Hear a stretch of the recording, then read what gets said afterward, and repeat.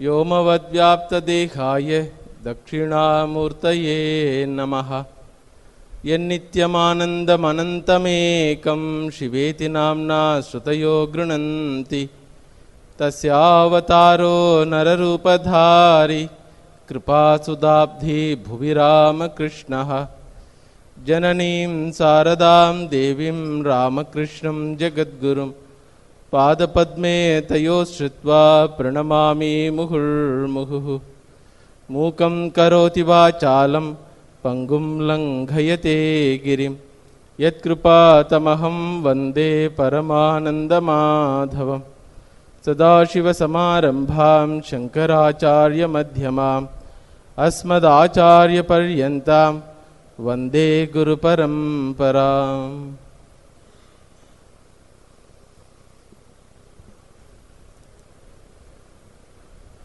Human being basically is a cognitive entity. As an individual,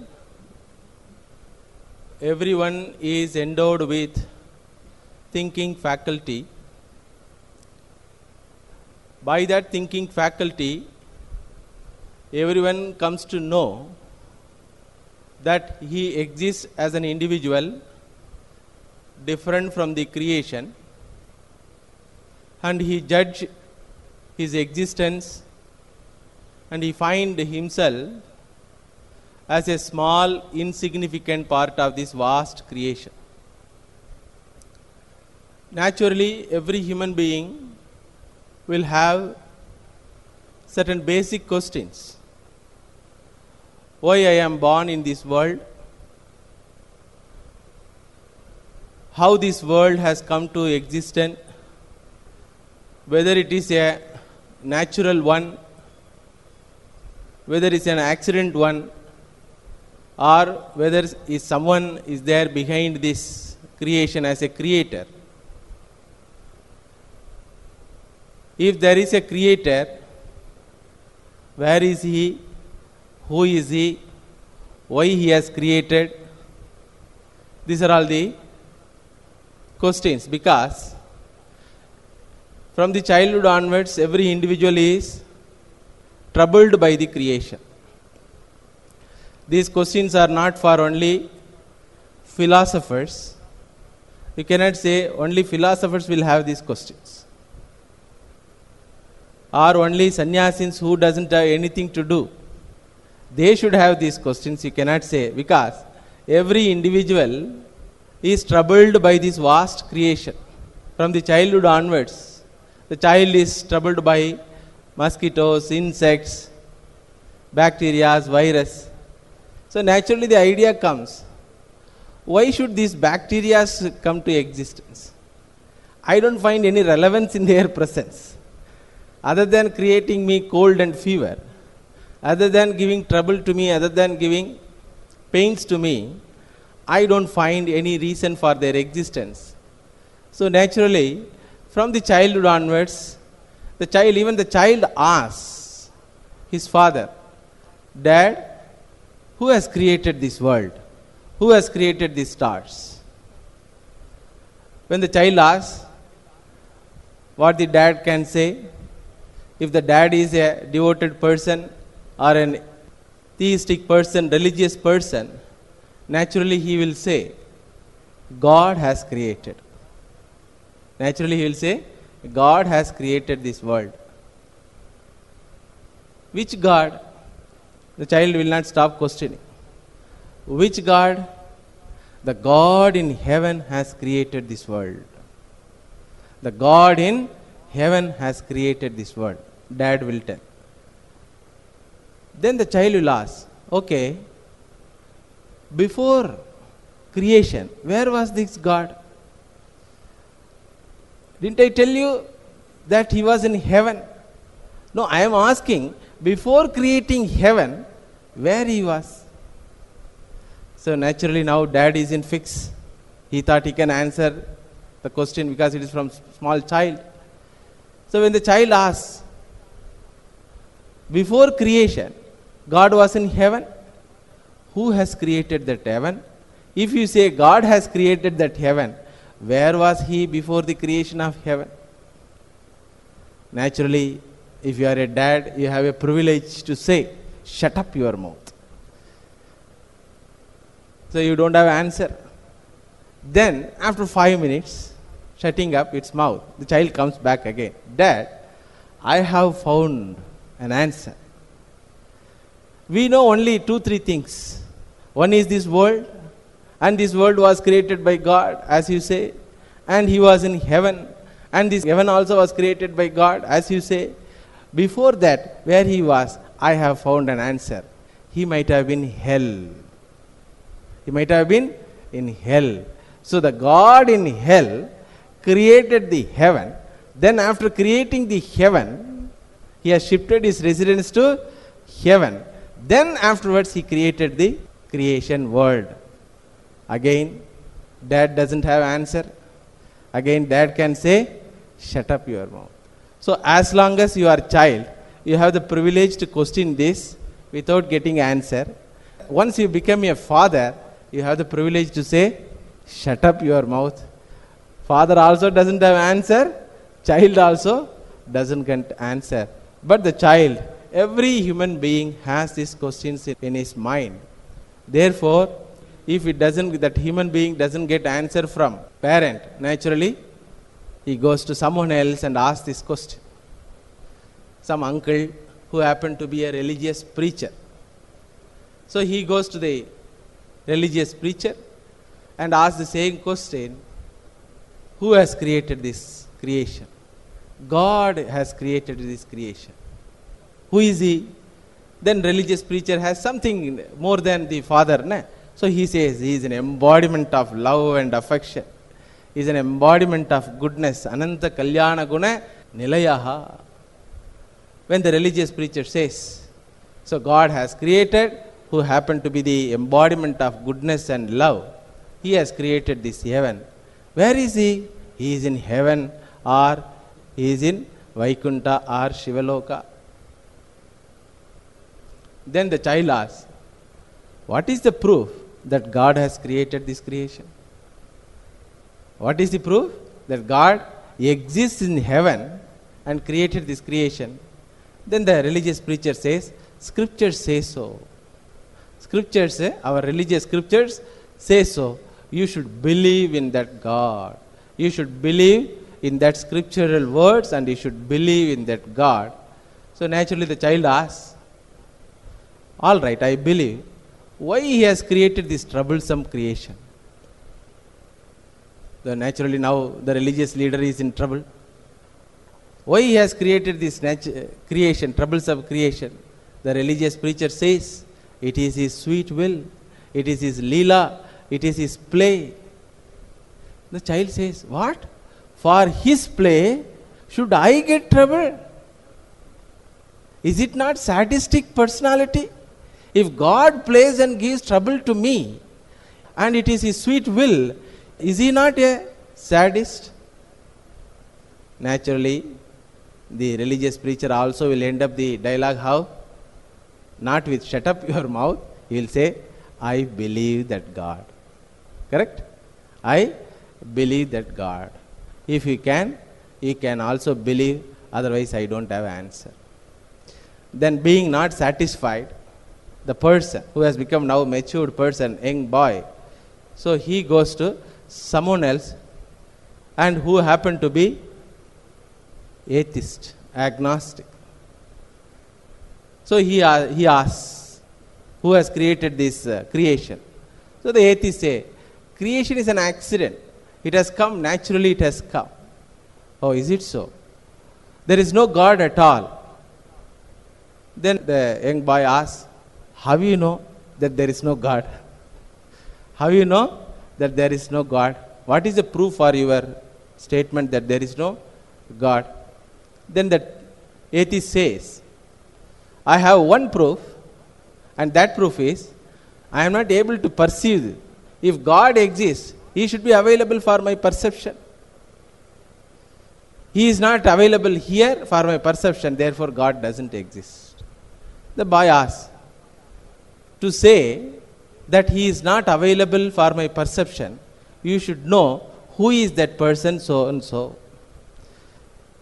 You have gone with your uncle to Tirupati and your uncle is missing and you are in search of your uncle. So some police officer comes. What you are in search of? I am in search of my uncle. Who is your uncle? Can you say, I don't know my uncle and still I am searching for my uncle? Can you say? Or can you say, my uncle has shaven the head? Where? In Tirupati. In Tirupati, my uncle is one who has shaven the head. How to find out that uncle? So to say that he is not here, you should know what he is, who he is. Naturally, I say that I don't perceive is not the, it cannot be the answer. You cannot say, I don't perceive such a God, therefore God is not there. You cannot say, because you don't know what God is. Then the atheists say, the God which everyone believes in, the God which is preached by religious people, the God who sits in heaven or Shivaloka or Vaikunta, that God is not there. Atheist says. Immediately that young boy asks, that also how can he say so? To say that God is not there in heaven, you should have visited the heaven. God is not there in Vaikunta, to say you should have visited the Vaikunta. Then only after going there, you can see him, whether anybody is there as God. Then afterwards only you can come and say that I have visited heaven and I searched for the God. So he was not there, you can say. Immediately the atheist also agrees.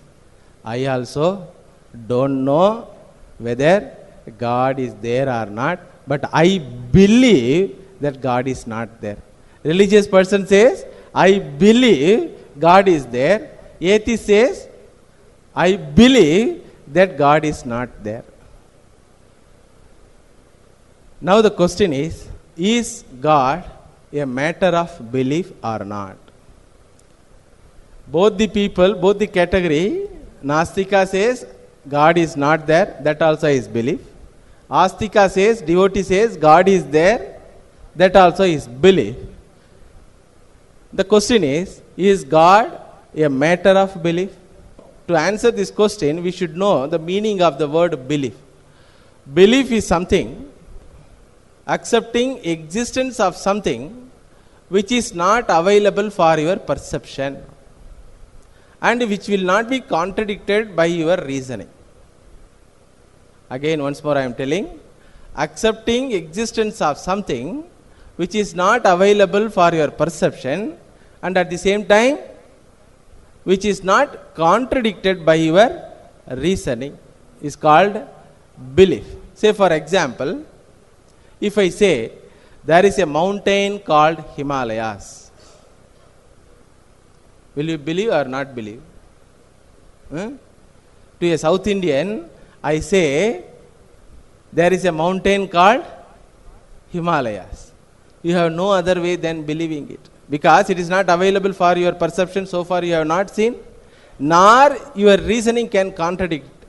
Because if there is a possibility of Tiruvannamalai, a mountain called Tiruvannamalai, naturally there is a possibility of another mountain called Himalayas. So you can believe existence of everything in the creation is proved only when we know it or perceived it. Without perception, without knowledge, anything you accept that it exists, it is called belief. So when I say there is a Himalayas, you can believe. But if I say in Himalayas there is a valley of flowers, and in that valley of flowers there is a spring, and from that spring I got this iPod or mobile phone, will you believe? You will not believe. Why you won't believe? You are all laughing. Why you won't believe? It is not available for your perception. You should believe. Swami will not tell lie. You should believe. No, you will not believe, because your reasoning will not accept it. It is contradicted by your reasoning, because you know iPod or mobile phone is a combination of so many parts, so it cannot come out of naturally from a spring. Similarly, the religious person says, there is a God in heaven. You can believe it. How? Because if there is a world, a place called world, there is a possibility of a place called heaven also. Since it is not available, since heaven is not available for your perception, it is not a knowledge, so it will be a belief. Since your reasoning cannot contradict it, you can happily believe. Then atheist says, there is no God, there is no heaven. This also you can believe. Because he is not available for your perception. Nor anyone have proved that there is no God. So this also is belief. Now the question is, which belief is correct one? Which belief is correct one? 50 years before, in this Tamil Nadu, there was a movement, Dravida movement. So they used to say, Kadavul illai, Kadavul illave illai, Kadavulai nambuvavan muttal, Kadavulai vadipaduvavan Kattu Mirandi. There is no God, there is no God at all. One who believes in God is an ignorant person, idiot, and one who worships is a brute. Brute means what? Kattu Mirandi, tribal fellow. Like that there was a movement. At the same time, another group also was very active. Kadavul irikkirar, Kadavul eppozhudum irikkirar, Kadavulai nambadavan muttal. What he says, atheist says, Kadavulai nambuvan muttal. Theist says, Kadavulai nambadavan muttal, Kadavulai vadipadaadavan Kattu Mirandi. So both party has their own arguments. If you go to Vedanta and ask who is correct, whose view is correct, whose belief is correct, if you ask, Vedanta says both are wrong. One who says that I believe in God is wrong, and one who says I don't believe in God, he also is wrong, because God is not a matter of belief. God is not a matter of belief. He is a matter of understanding. He is a matter of understanding. For example, I say, you have great great great grandfather.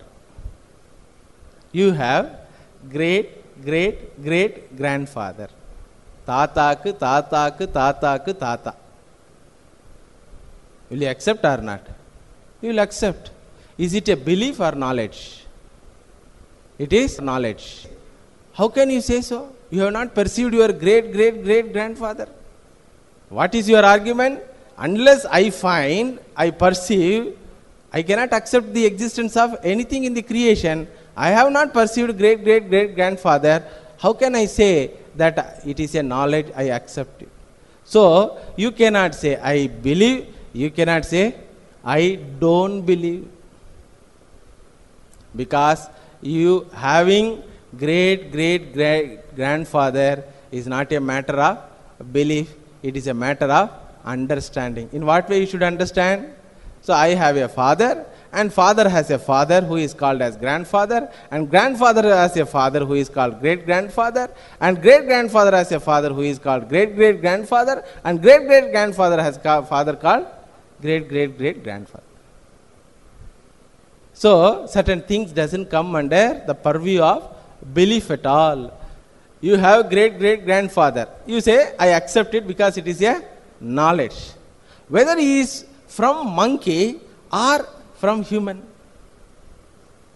Whether the great great grandfather is from monkey or from human.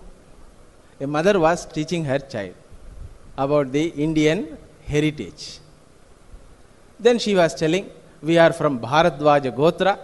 Bharadwaja was very great rishi. So we are all from the lineage called from rishi lineage. So our forefathers are all rishis.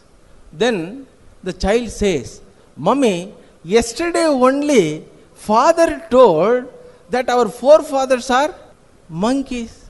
The child was quoting, father has started Darwin theory.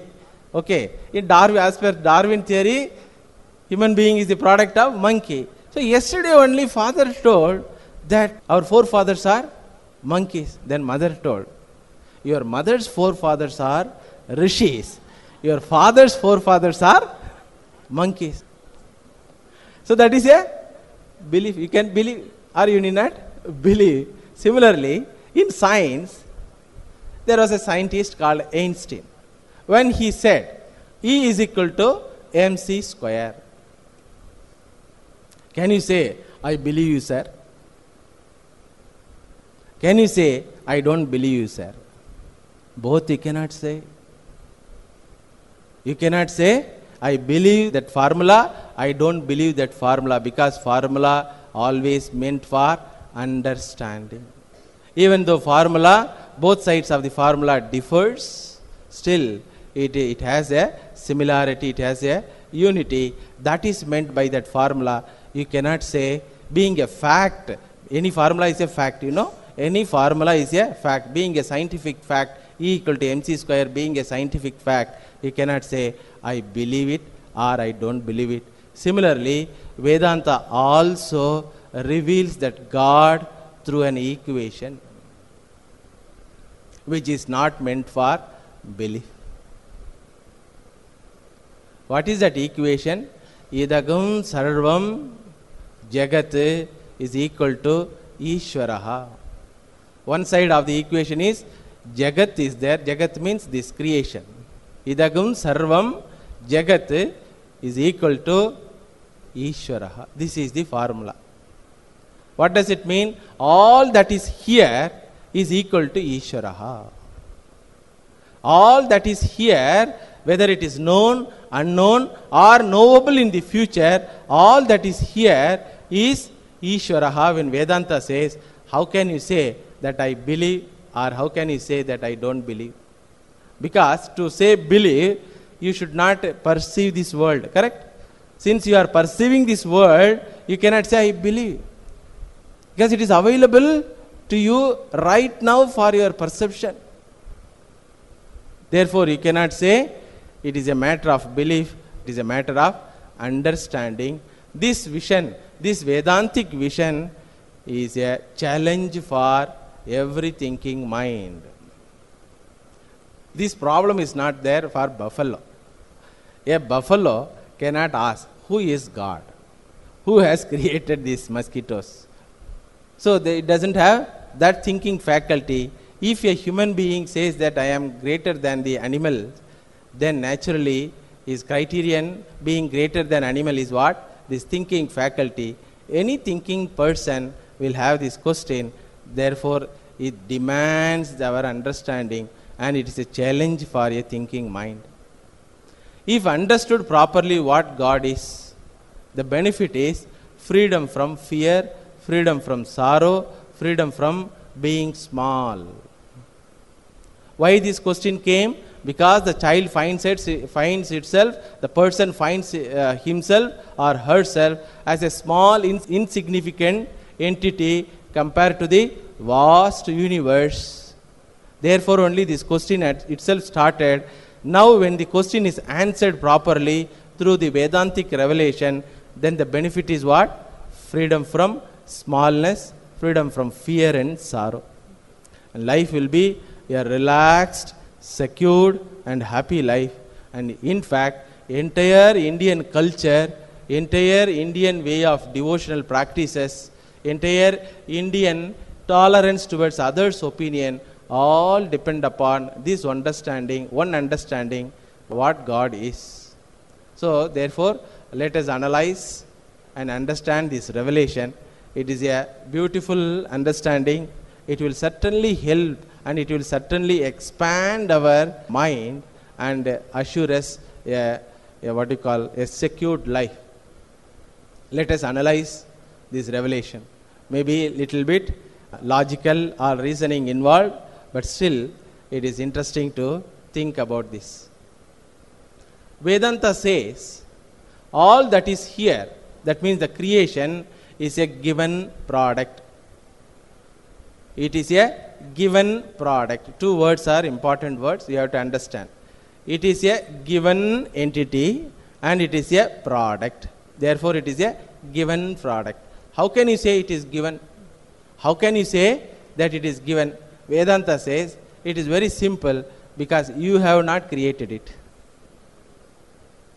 You have not created it, nor your parents have created, nor their parents have created. So you are not the author for this. You are not the creator for this creation. And it is given, as even you come to this world, it is given. Vast universe, galaxies, stars, planets, everything is given. And then space, air, water, fire, and earth, everything is given. And the laws, cosmic universal laws are given, which can govern the functioning of this entire given thing. Then various types of living beings as coexistent living beings, like flora, fauna, like insects, mosquitoes, bugs, everything is given. Individually, your body along with thinking faculty also is given. Your parents are given. Your culture is given. Your religion is given. Your society is given. Everything, whatever you have in your life, is a gift, endowment, a given entity. You cannot say that I have brought all this like a luggage. Suppose if you want to go to somewhere else, where you find there is no bed at all. In those days, people used to carry the bed or mosquito nets. Like that, you cannot say, I have carried with me space, Agni, air. You cannot say that. Bhagavan Shankaracharya, while describing this topic in Brahma Sutra, he says, this creation is something mind-boggling one. Nama rupabhyam vyakritasya manasapi achintya rachana rupasya. Even to understand what it is impossible. No person in the creation so far or will understand the entire cosmic. Every time when they find something new, what they say? Our old ideas were wrong. Now this is what we found it. Then again, one new thing is found. Then again say, our old ideas are wrong. So this is what correct. Like that, you have to probe and probe and probe, and ultimately you should accept that your instrument thinking faculty is very, very limited and insignificant in even knowing what it is there. When that is the condition, when the mind doesn't know what is there, where is the question of creating that? So therefore, Shastra says everything is given, this entire creation is given. It is like a all-star hotel. 5-star hotel you could have heard. Vedanta says this world is a all-star flying hotel, not stable hotel. It is flying in a mind-boggling speed, and still it doesn't create any giddiness to you. Generally, when you stand on something which rotates fastly, naturally what we get? Giddiness. See the miracle of the creation. We are sitting on a planet which is flying and which is rotating with a mind-boggling speed, but still we are not getting any giddiness. Not only that, it is given absolutely free. All-star flying hotel we have given absolutely free. And if you are an intelligent person, if you are a wealthy person, like a person who goes to 5-star hotel, he will not carry bed, bucket, mug, idella carry pannuvangala. 5-star hotel pogumbodhu, when somebody goes to 5-star hotel, will they carry bucket, mug, bed, everything? No. Similarly, individual also, like a king who is eligible to enter the 5-star hotel. Similarly, every individual comes to this all-star hotel without any luggage. Just he enters with a small credit card and debit card in his pocket. What is that debit card? Your punya karma. What is that credit card? Your papa karma. That's all. So you enter that hotel, and there you find someone is there to invite you. Aye. That's why when every child is born, the surrounding people are happy or crying? They are happy. They will make you to cry, but by crying, hearing your cry, they will be happy. Vanda, Matikinampa. He has come, one more has come.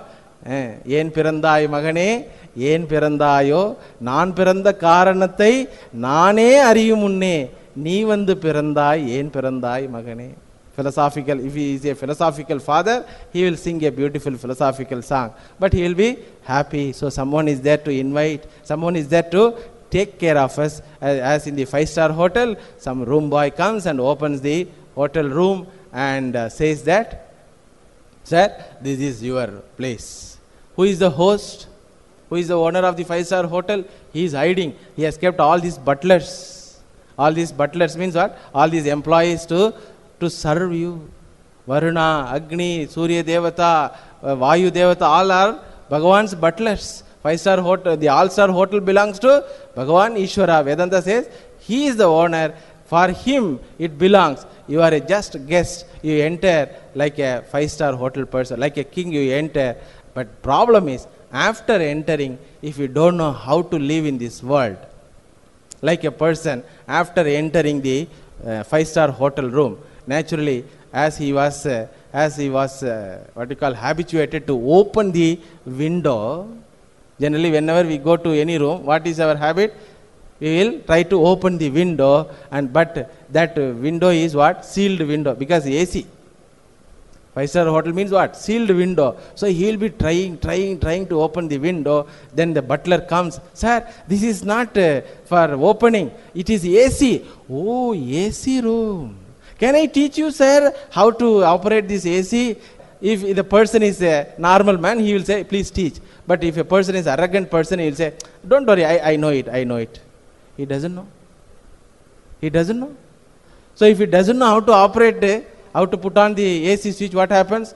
He will be fuming. He will be with lot of sweating. And if he enters the bathroom, like modern houses bathroom, which tap will give which type of water, you don't know. Where from water will come, that also you don't know. This tap you open, hot water comes. That tap you open, cold water comes. And suddenly you turn the knob of the tap, water pour. So it is very difficult to understand from which side water will come. So if a person is intelligent person, what he will do first thing, as even he enters, he will ask the butler, where is the switch, how to operate the AC, how to operate the tap and bathroom, how to keep clean. Like that he will learn. And there are butlers, sadhus are there as the butlers of the every humanity to teach how to live in this creation.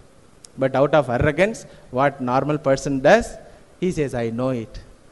What he knows? He doesn't know anything. How to live in this creation, how to live in that AC hotel, he doesn't know. Naturally, he fumes because of sweating. He enters the bathroom. There he opens a tap. Hot water comes. Ayyo, so he gives a sound. Then hearing the sound, the butler comes and says, any problem? No problem. You go. Because ego problem. And finally he spoils the bathroom and room here and there, because he never accustomed to 5-star hotel life, and he quarrels with another people like that. So butlers cannot vacate that person, but they will wait. Epadava kali panninu pova. When all the neighbors say, wait for our death. Eppa pova an theriyaliye. Because if he is a quarrelsome person, he will be waited for his departure. If he is a nice person, he will say, pogade, don't go. Like that, we don't know how to handle this creation. Where is the question of creating this creation? Therefore, the question comes, is there anyone who has given it? Because this is the creation given to us freely without any cost. Water is given by Bhagavan without any cost. But if it is put inside the bottle, it will become Amma water, Appa water, Ayya water, Aqua water. Water is freely given by, I hope you are enjoying. Understanding always gives happiness. So even though everything is given free, there are some people who manage to sell it. There are some idiots who manage to buy it. Bhagavan Vedanta and sadhus and shastram all laughs at these ignorant people. Try to understand who has given it. Then you can ask the giver, hey, why you are charging me? Why you are charging me? Bhagavan says, I never charged you. I never charged you. Everything is given free. So is there, the question comes, is there a creator? Is there anyone as a different entity from the creation who has given this creation? When this question is asked, naturally the people who are called thinking rational people, namely scientists, generally they are atheists. They come and say, no, there is no need for a giver at all. There is no need for a conscious entity who is different from the creation, which happened to be the inert matter. There is no need for a conscious entity as God or something. There is no need. How you account this creation? It is a product. It is a given product. He says it is an accidental thing. There was a Big Bang. When t is equal to 0, there was a Big Bang. Then a point of singularity banged. So that is called Big Bang. Out of Big Bang, this creation has come. There is no one as the giver or creator. There is no conscious entity as creator. There is no God. There is no need for God at all, because this product is a accidental product. Can we accept it as an accidental product? Can we accept this creation as an accidental product? Accidental product means what? There is no logic or reason for the product at all. Because the very name product contradicts his word. The very name product means it is not accidental. Suppose this book is a product. This book is a product. If you ask how this book has come into existence, the scientists come and say, there was a Big Bang in a press and all the letters are thrown away. And when the bang cooled, then when fire all extinguished, then naturally all the letters came and settled, and the product is what? Book. Will you accept? Will you accept? Why you don't accept? Because all the letters are legibly printed, same size, and it is conveyed as a word, as a sentence, as a sentence with a particular meaning. It is an orderly one. A product is something which is put together orderly. What is the definition of a product? A product is something which is put together orderly. Suppose a person goes to a Swami and says, Swami, I have purchased a car. Car? What does it mean? Car, you don't know? Car. What does it mean? Car, Swami, car. 4 tires will be there, 4 wheels will be there, and there will be one covering with metal, and there will be one brake system, there will be one engine, there will be something called a fuel tank. All put together is called car, Swami. Oh, is it so? Then bring everything. Put some 4 wheels, and above that put some metal, and above that keep one engine, above that put one fuel tank, fire it. And you sit on that. What will happen? It will blast. Correct? So product is something which is put together, but if it is not orderly put together, it cannot be product. A product is something which is put together orderly, functions precisely. Suppose you imagine a car, right side of the wheel, front wheel goes right side. Left side want to prove its identity. I am left side wheel. I will go only in left side. And back side wheel says, I am back, put back. So I will drag back only. Will car move? So it has a functional precision, and it has an utility also. It is a purposeful one. That is called product. If you call creation as a product, then you cannot say that it is an accident. Scientists accept creation as a product. because it has come from a small atom, so therefore it is a product. Scientists accept. That much they accept.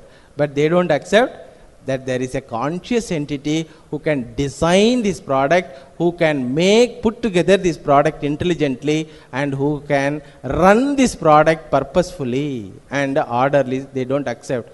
And Vedanta laughs at them, and it says, any product which has orderliness and functional precision with a purpose, that cannot be a accident. It must be a product of an intelligent entity. Even to create a part, one should have knowledge about the part. Potter is a person with knowledge about part. Ghatakarta, Ghatagnaha. Our Acharya Swamiji used to say, Ghatakarta, Ghatagnaha. One who creates a ghata, ghata means part. One who creates the part must be the knower of the part. He should have the knowledge how to create that part.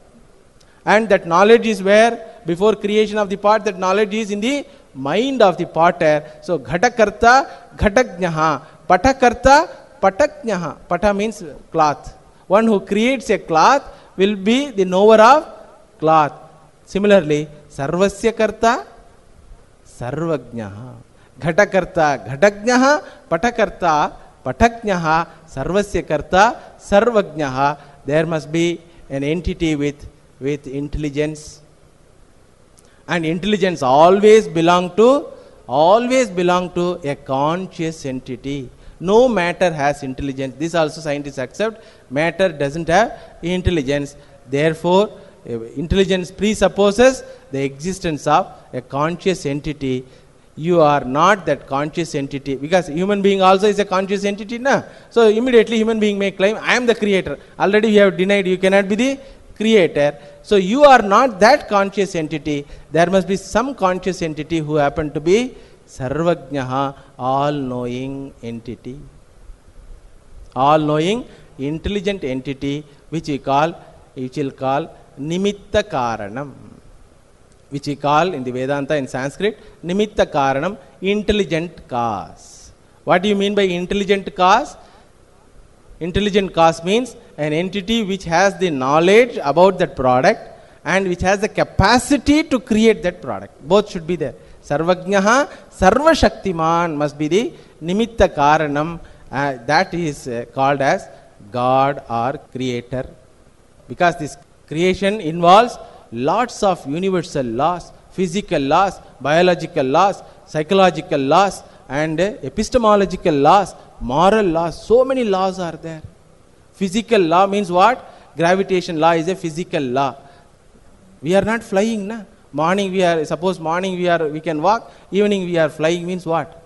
We are not flying. This law is applicable everywhere. This is called physical law. And the satellites and stars and other thing, everything is in order in their own place. Suddenly suppose Surya Bhagavan gets a lot of love towards the earth, Mata, Prithvi, Surya Bhagavan gets lot of love. So Surya Bhagavan says, Mother, let me come to you, near to you, and try to take your blessing. Suppose if Surya comes to near the earth, what will happen?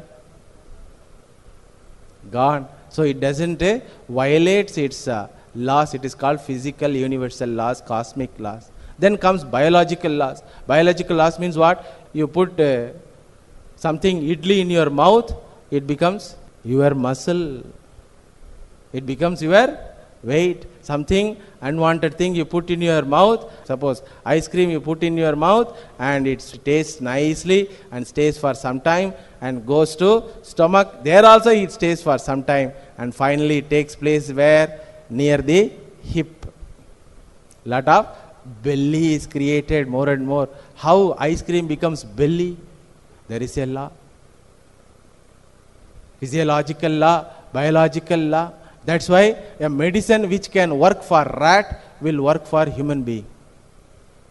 See, a medicine which can work for rat, before giving us medicine, they give this medicine and verify for rat. There must be some connection between this rat species and human being species. So this is called biological law or physiological law. And then comes psychological law. Some words create problem in our mind, some words create happiness in our mind. Somebody says you are nice, so intelligent, we open our mouth and show the teeth to that person. Some person says, hey idiot, like that. What? Then also we open our mouth, not to not to show the teeth, but to give a punch. Both are sound only, na? Both are sound only. But one sound creates problem and sorrow and anger. Another sound creates happiness and pleasantness. This is called what you call psychological order. Then comes epistemological order. Some words convey some knowledge, some words doesn't convey. Suppose two people are sitting together and trying to hear news. One is Chinese, another is Indian, and there it is published, it is Indian news. What Chinese will do? He will be scratching his head.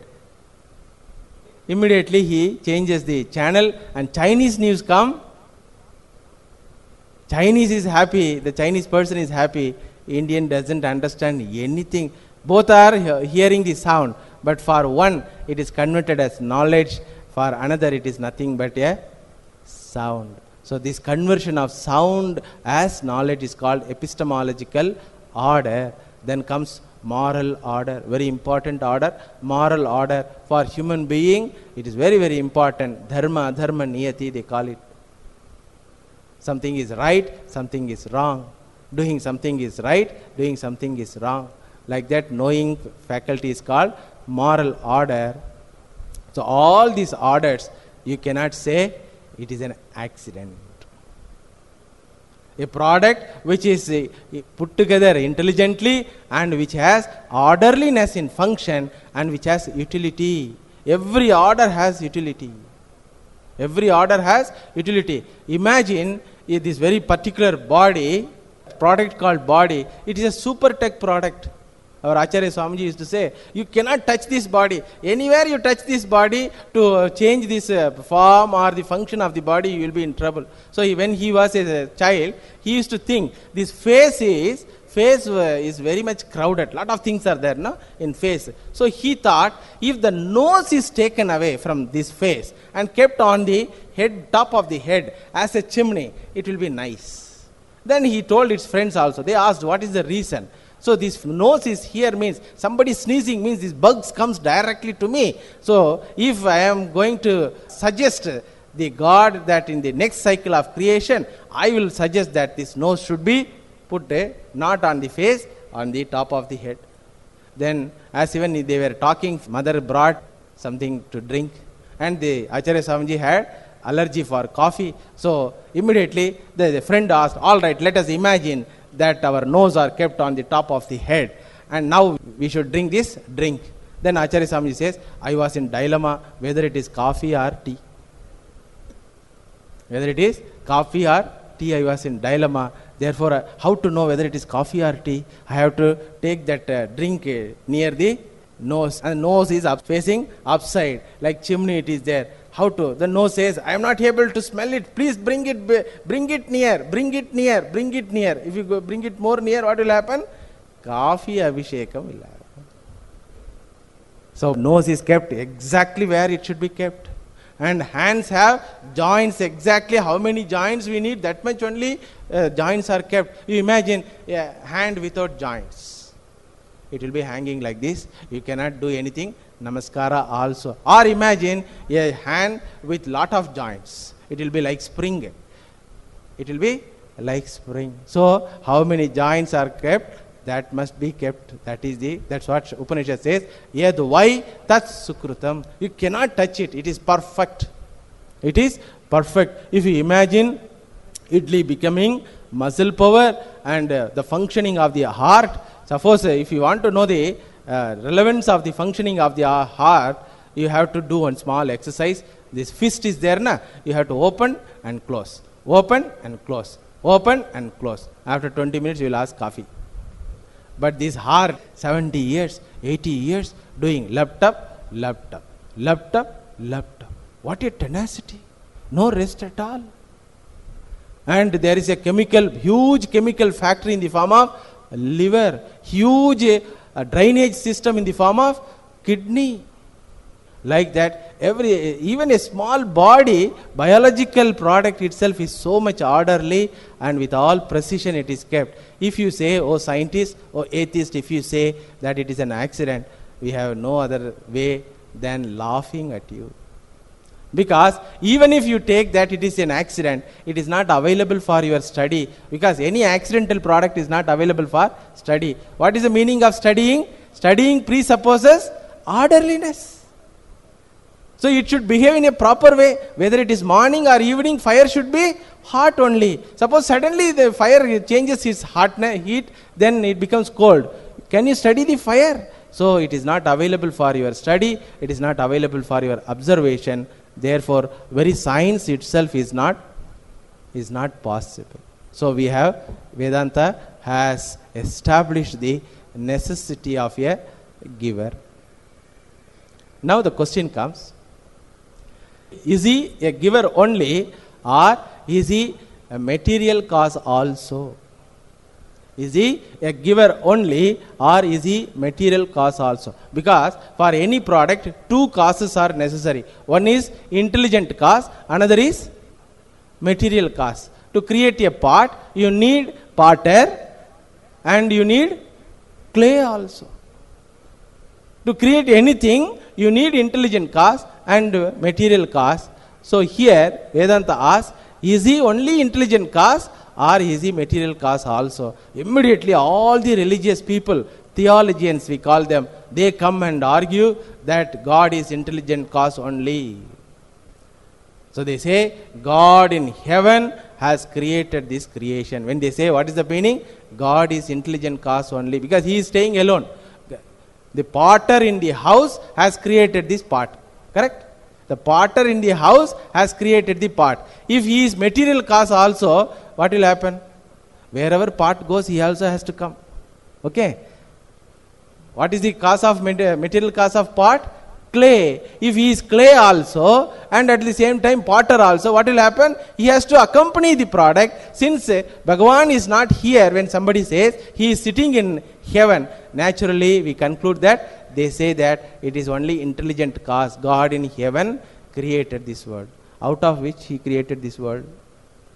Some say out of nothing. Ji Boomba he did. Simply he showed his hands and it has come. Then again we laugh. Out of nothing, nothing will come. If out of nothing something can come, our mothers will be very happy. They can enter the kitchen and some guests have come, suddenly 10 people. Then they can show the hands. Idli can come. Dosa can come. Vada can come. We don't see that. Out of nothing, something comes. If my mother cannot do that, how can you say God can do? No, that religious person argues, no, your mother cannot do, but God cannot do, because he is Sarva Shaktiman.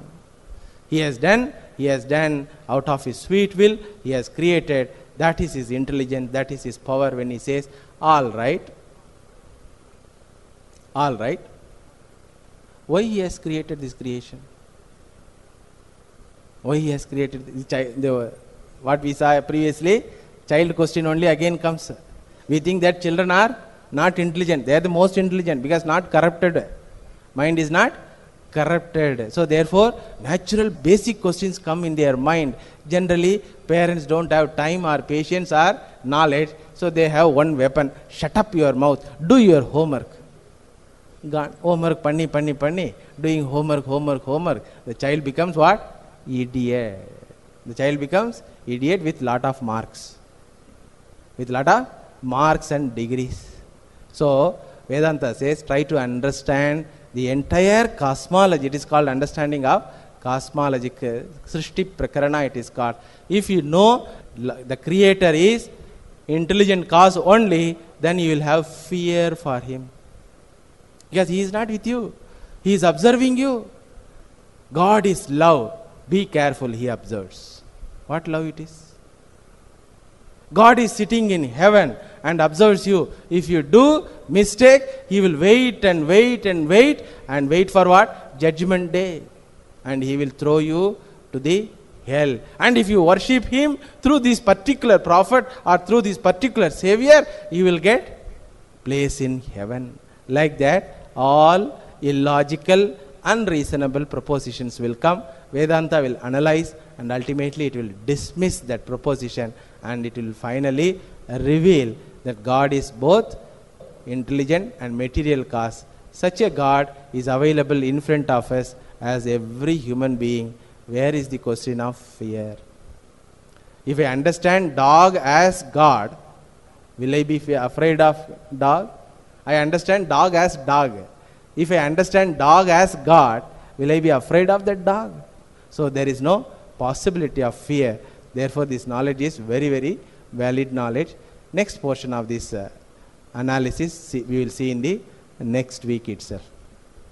Om Purnamadav Purnamidam Purnat Purnamudachyate Purnasya Purnamadaya Purnamevavashishyate. Om Shanti Shanti Shanti. Harihi Om Tat Sat. Sri Ramakrishna Arpanamastu.